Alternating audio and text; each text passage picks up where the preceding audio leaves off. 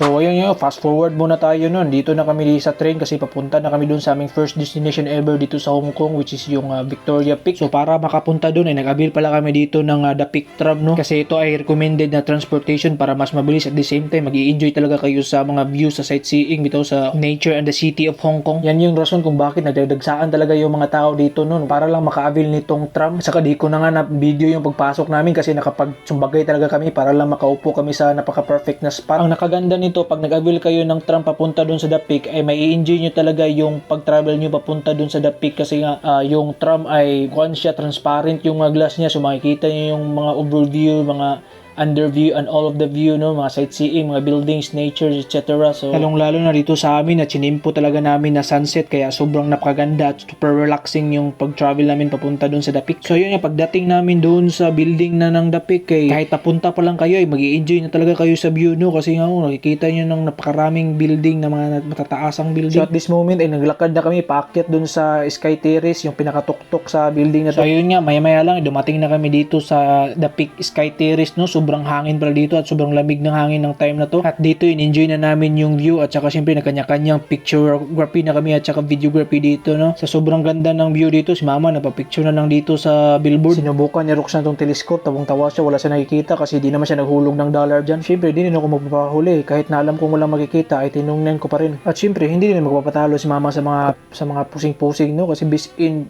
pictureography niyan sa mama bisin posing yan. Anyway, nagtambay lang kami dito, no, hanggang sa dumilim at sa nakita sobrang ganda ng sunset dito. Antay lang kami dito hanggang naggabi kasi ang ganda daw ng city lights dito Kaya sa inyo nakikita habang padilim ng padilim ay padami din ng mga tao dito kasi sa sobrang ganda ng tanawin.